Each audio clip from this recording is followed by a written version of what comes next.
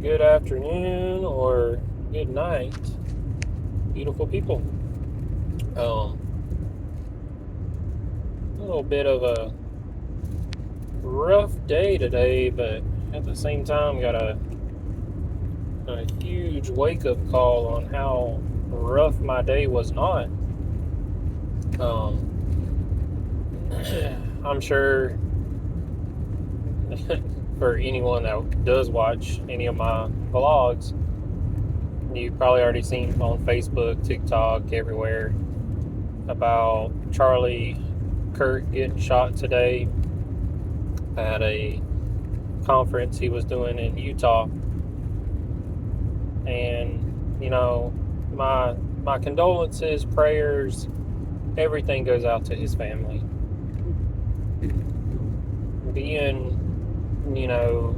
I will say, I did see the video of, when he got shot. It's circulating the internet. So I imagine other people have seen it too. Coming from a military EMT medic, paramedic, ER nurse background, the shot that he got hit with, he pretty much was dead on sight. That was definitely a kill shot, no doubt about it. The shooter had to be either a avid hunter, or at least B, have some experience with guns. I'm not going to go to the extreme and say he was a military trained professional sniper. I live in South Georgia. I know people that hunt deer and other animals that can hit targets at 100, 200 yards away with that kind of accuracy, who aren't military trained. So they're just avid hunters. But I will say, at the bare minimum, this guy had to be some kind of hunter or something, or at least somebody that went to the range a little bit. You just don't make a kill shot through a crowd with any given distance, and it's your first time ever touching a gun, in my opinion. It's just, he's definitely at least fired it a couple times, is what I'm saying. But yeah, it's just, it was honestly, so going back to what I was going to say for this video is, I had a very rough day. Was charging today, as I mentioned on the video yesterday or this morning when I did my morning video. Was charging today, didn't have a discharge nurse, resource nurse, case manager, and social worker had meetings all day, so they weren't around to help. And then when those kind of situations happen, when you don't have those things, what winds up happening is you, as the charge nurse, or whoever the charge nurse is, or nurse manager, whoever the senior person on the floor is, so to speak, you get stuck with picking up the slack on all of that. So I had to wear about 4 or 5 different hats today. I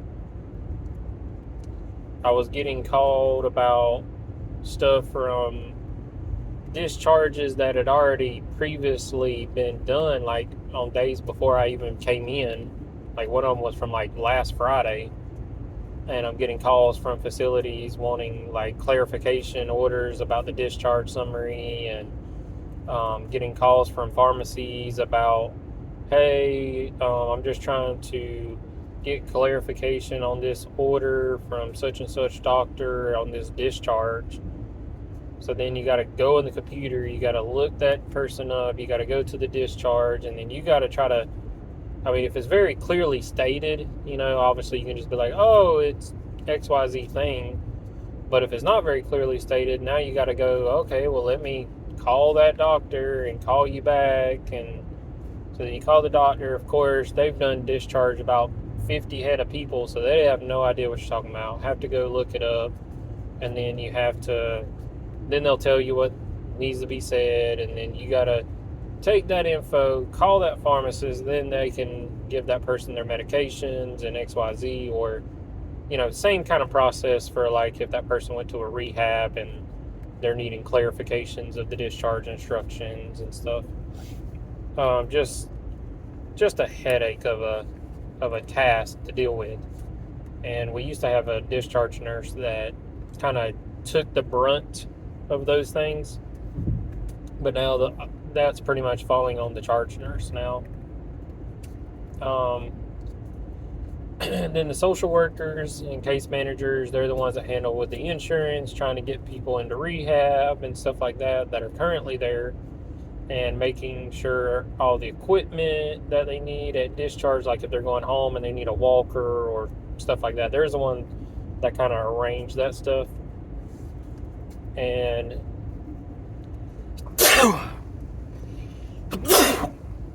sorry. And then you got your resource nurses. Not a lot of hospitals have those. So as of right now, the unit that I'm on is the only unit that even has a resource nurse. None of the other units even have them. I think the only reason we have one is because we deal with total joint patients, bariatric patients, general surgery patients, vascular surgery patients. So we got just so many surgery patients that are going in and out of rehabs. We're having to do blood and just so much more than a lot of the other units, in all honesty. So we have a resource nurse. I don't know how long that's really going to last, but she wasn't here today. So again, so then when that nurse that has that patient needs help with XYZ thing, you as the charge nurse, you're it. There's no resource nurse, there's no discharge nurse, there's no case manager, social worker. You're it. So you're getting all the phone calls for all the things. So, and then on top of that, you still got to do, your job. You got to go check all the charts for all the patients. You got to make sure the staffing is right. You got to make sure the patients are getting what they need, and make your rounds on all the patients, and you got to do all the things, so to speak. But yeah, just one of the, I'm not gonna say it was the worst day I've ever had, but it definitely is one of the worst days I've had in quite a while. I'll put it that way. And I'm just sitting there thinking about like how bad this day is, and I'm like, man, I'm having to deal with all this crap and everything else.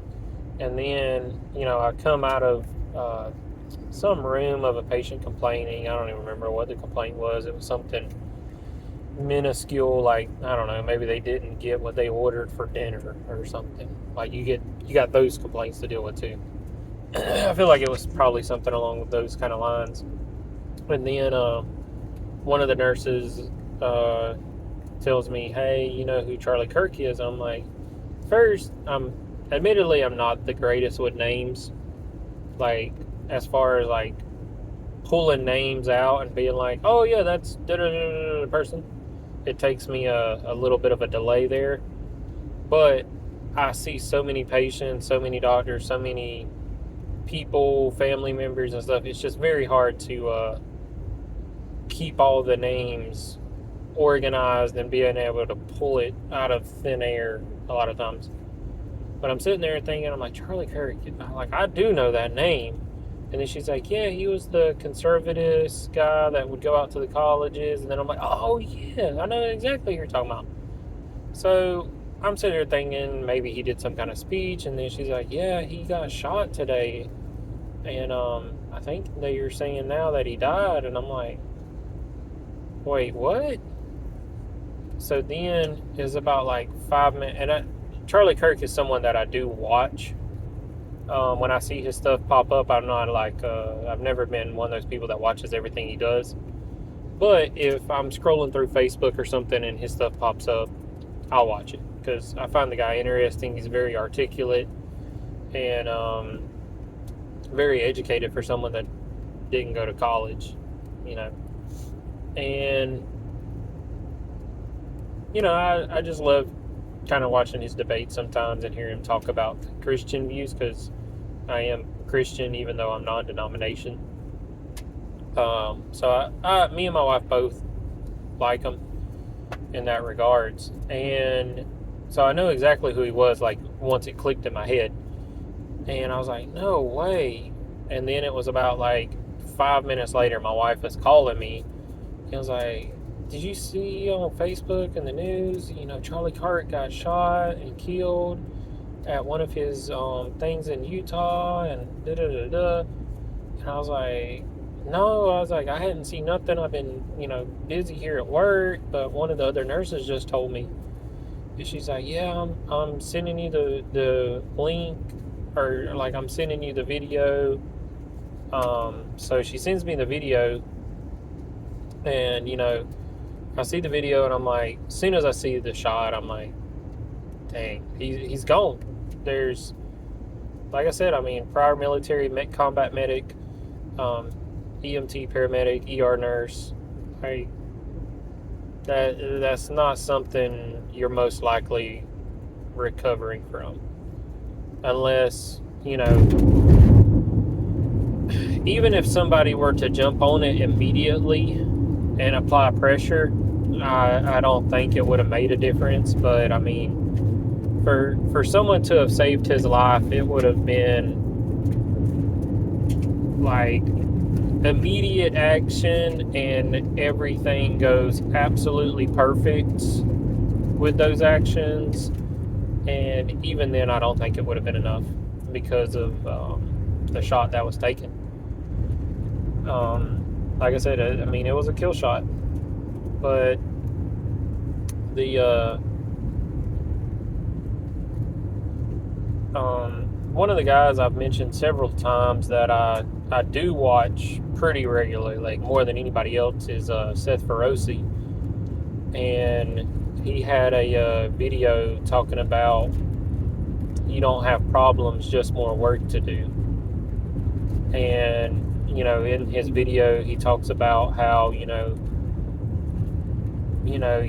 talk about how you're having to wake up early for work, or, you know, you got those Monday blueses and you're having a bad day about XYZ, or maybe, you know, someone like cuts you off on the way to work and, you know, gets you all riled up, and you have all these little minor inconveniences that you classify as problems.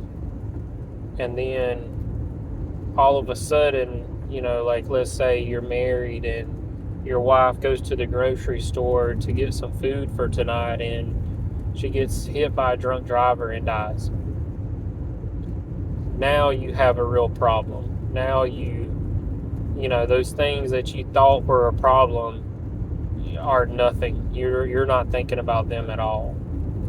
And as soon as I seen the video, I realized, you know, like what had happened, kind of thing, and like pretty much it was kind of a done deal, so to speak.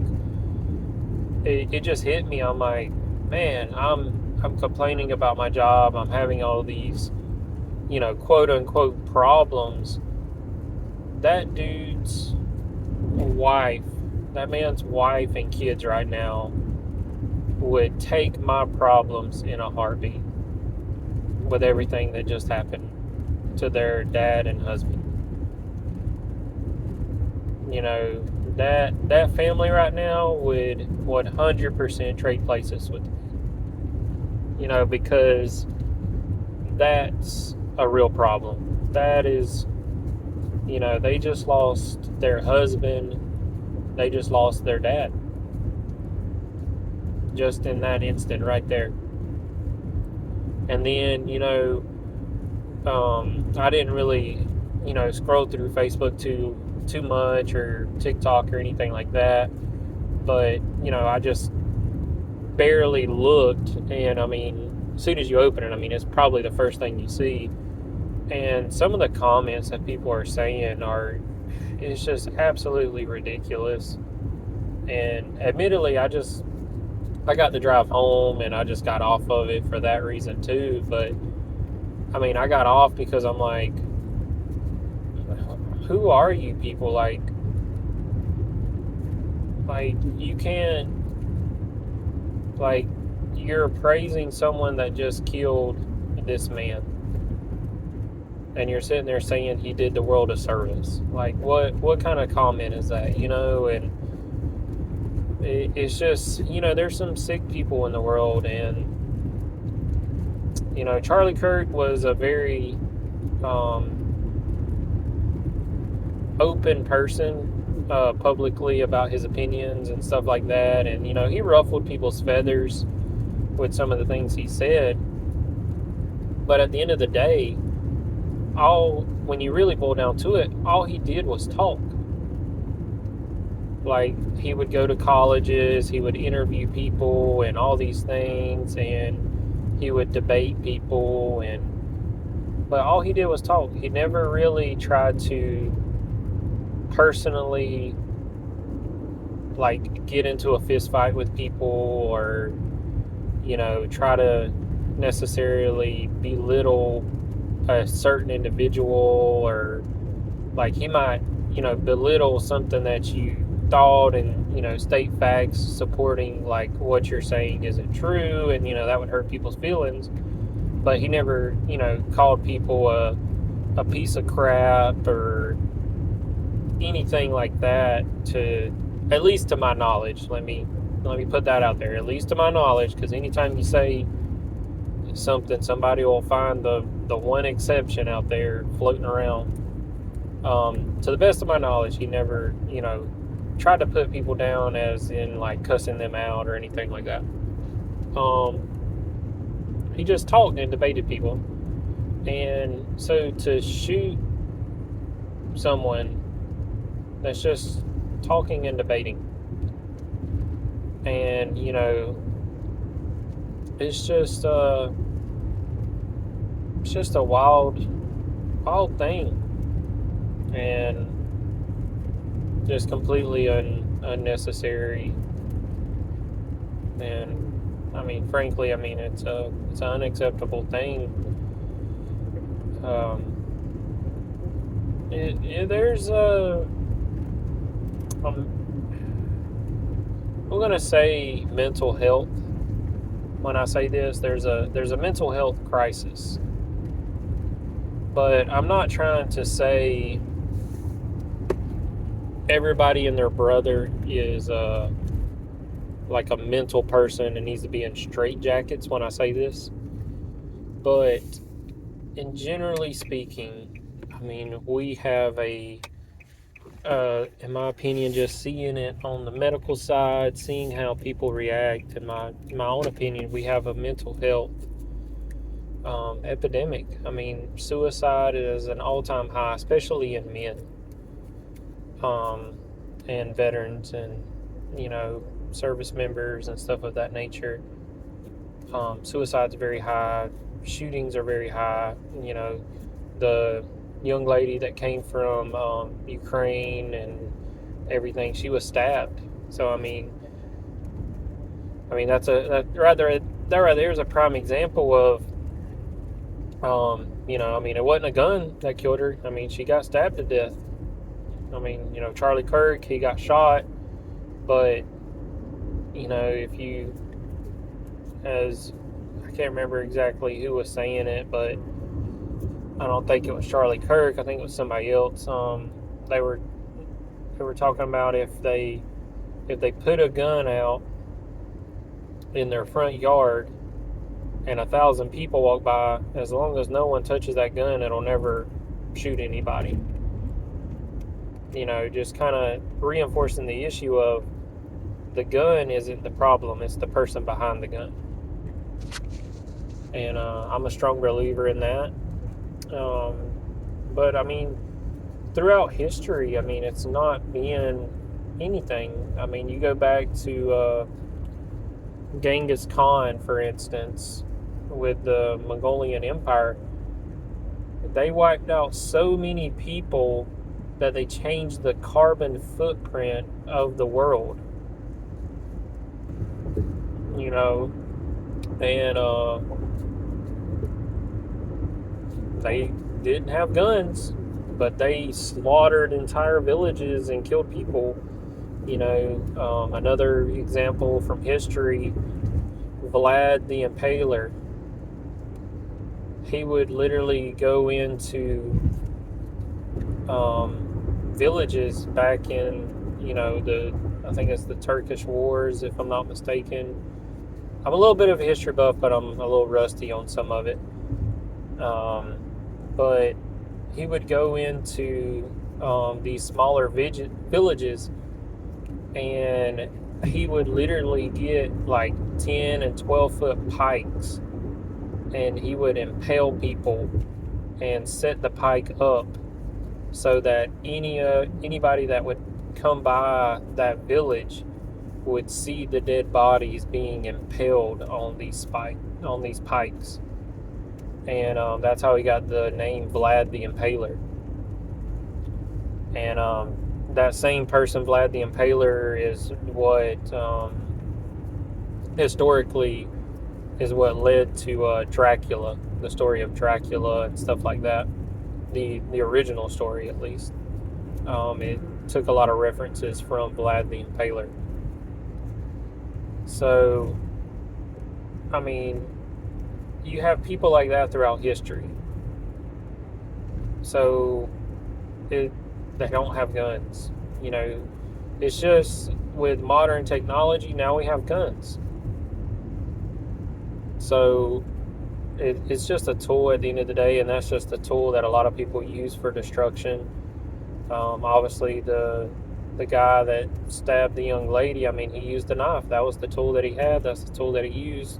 He still did a heinous crime. And, it kind of goes back to that, like I said, it's not the tool that's doing it, it's the person behind the tool that needs the help, that needs, the assistance in a way. And I truly believe we're at a mental health pandemic, which, frankly, in my opinion, is way worse than any COVID pandemic ever was. And it's not getting better, it's getting worse. And I'm by no means a psychiatrist, psychologist, or anything like that. I mean, I've done mental health classes and stuff for nursing and for the nurse practitioner a little bit. But just in my personal walk and seeing others, I think a lot of what's going on is the family dynamic structure has broken down. Like used to, there's an old expression saying it takes a village to raise a child. I mean, used to, way back in the day, mom and dad would be kind of like working, the grandparents kind of helped to raise the kids and passed on the generational educations and teachings and, wrong from right. The aunts and uncles were also, providing for the entire family. It wasn't just mom, dad, and, 2 kids, or a single mom trying to raise, 4 kids, or, X or Y, Z thing that we deal with in today's society. It was like a bigger family. It wasn't the quote unquote nuclear family that they try to push in this kind of like new age. They paint the picture nowadays, even in like mental health and psychology, about the nuclear family, where it's like, you got a married man and woman and they have kids. That's considered like the nuclear family. That's considered like the quote unquote best family. And I don't really buy it, honestly. To me, the whole reason, I mean, not the whole reason, but one of the big reasons that I like being with my wife and her family, and I like the Latin community, well, at least majority of the Latin community. Obviously, you always have outliers, but they're real big on family. Like right now, my my wife's mother, she stays with us. My brother-in-law, he's technically kind of like he's doing the electrician stuff, so he's kind of in and out, but he stays at our house a lot. My sister-in-law, while she's finishing up her nursing degree, is staying with us, and she helped. But it's like when me and my wife, need some time for ourselves, we want to go date night. They pick up the slack, or like let's say I need help with XYZ thing, they're helping me there.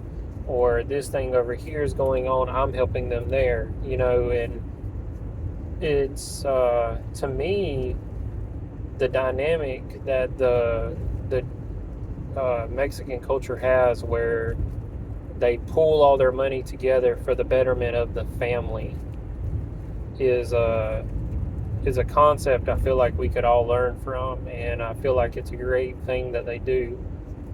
Not saying that all of their families are perfect or anything like that, but the overarching theme of how they do family, where the grandparents, the aunts, the uncles, the all the cousins, and everybody is kind of like all together in this big family for the most part.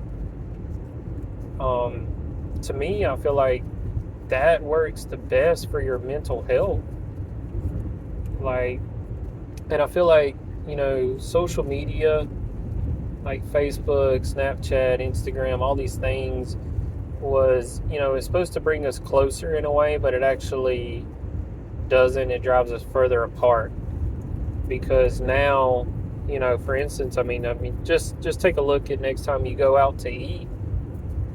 How many people are actually talking at the dinner table with their family? I mean, the husband, wife, kids, everybody's looking at their phone just waiting for their food to come. Like no one's really talking as a family. Or even next time you're out with some friends, I mean, people are on their phone, on their social media, looking at this, looking at that. Like, people aren't really interacting with each other anymore. And, as human beings, we're social creatures. And a lot of us have, tried to unconsciously, or maybe just been steered in a direction where our version of social interaction is through a screen. And it doesn't give your mind and body the same, I guess, like feeling and enzymes and, hormones and everything as like when you're physically there. For instance, like, whenever you're a teenager and you're sitting there going up to the hot girl to talk to her, to ask her out to prom or whatever thing, your heart's pounding, you're sweating, you're like, oh my gosh, I'm going to ask her out. What if she says no? You're getting all these emotions and everything like that. And then you ask her out and she says yes, and you get to go on this date, and then you get that first kiss and all those things. Like that ride, that roller coaster ride of emotions and hormones and everything, like it doesn't compare to what you're going to get on the computer screen or the phone screen. Like, it's one of those things you have to experience it. You got to experience life. Or, like you go and your kid, comes to you and they're sitting there like, hey, Daddy, look at this picture I drew you. And you're sitting there looking at the picture and they're sitting there telling you what it all is, because, when they're toddlers, they can't draw for crap. I don't care what anybody says. No one knows what they're drawing half the time. And you're like, oh, what's this? And you're asking them what it is so they can tell you. And you're like, oh, man, that's great. Like my son, he used to draw me dinosaurs. And he's like, oh, that's the T-Rex. That's the Stegosaurus, And you're like, oh, wow, look at all those spikes on the Stegosaurus. He's like, yeah, this one here's the 3-horn. That's the Triceratops because he has 3 horns. And you're just sitting there talking to him about dinosaurs and his drawing and everything like that. And, like you're not going to get that high in life from a screen. Like, I mean, you may think you're getting these highs from like TikTok and all these things, but, when you really think back on stuff, like I can't remember a lot of the videos and stuff that I've, wasted time scrolling through and looking at. But I can distinctly remember spending that time with my son and looking at those pictures with him and that he drew, and when he, was learning his letters and tracing out his name, and he's like, my name, and then he says his full name, and then he says like your last name because that's your son and he has your last name and he knows his last name, and he kind of like says it with pride, and like those things you will remember for forever, versus that little dopamine kick you get from watching Pornhub or going on TikTok and seeing someone do some dance for the 50th millionth time. Like, it's entertaining, but it's not something that's going to be lasting and fulfilling for you. And I think that, along with the family dynamic being so broken, is why we're having the mental health crises and everything that we're having. And honestly, I feel like until we fix that, I mean, it's not something that is going to go away. It's not going to go away with medications. It's not going to go away with just people talking, and it's not going to go away overnight. I mean, we didn't get here overnight. I mean, I tell patients that all the time when they're trying to like get their health in line and stuff like that, and they're like, oh, well, it's been 2 weeks and I still ain't, or, well, I got 2 doses of antibiotics, why do I still got this infection? Or, oh, like when I'm doing my clinicals for the nurse practitioner, it's like, oh, well, I've been exercising and eating clean for 2 days, but I'm still, 280 pounds. And it's like, well, sir, you didn't get to be 280 pounds in 2 weeks. It took you, 25 years to get there. It doesn't make sense for you to go from 280 down to, 180 in 2 weeks when it took you 25 years to get there. But we don't look at those kind of things, But yeah, it's a sad thing that happened today with Charlie Kirk overall. I'm kind of going to try to wrap up the video and get back to the basis of it. But as Seth Feroce always mentions about HWMF, trying to be PG somewhat overall, so I'm not going to say what it stands for, but you can look it up and you'll see why I don't say it out. But HWMF, and then you don't really have problems, you just got more work to do a lot of times. And that was me today. I got a big dose of that today, and I'm like, man, all these things that I've been saying, I've been dealing with, all these problems, all these headaches that's come today. That family right now, they have real problems. That's losing your husband like that, losing your father like that on basically like a national TV, essentially, because I mean, it's all over every social media. So it's not like it was a non-public thing, very public. And, that's something that I'm sure they're at some point going to see that video, because of social media and stuff like that. Both the wife and the kids are going to wind up seeing that video at some point, probably. And that's going to be very traumatizing for them. And that's, as I've said many times in this video, I mean, that's a real problem. You're not wanting to get up because the alarm clock went off at 4 o'clock in the morning. I mean, that's not a problem. That's just, you need to get up and get to work. But, we'll finish this up. As always, get home, hug, give the kids a hug, kiss, slap the old lady on the butt, let her know you love her, give her a hug and kiss too. And, just be the best you can be, and have a good and wonderful day.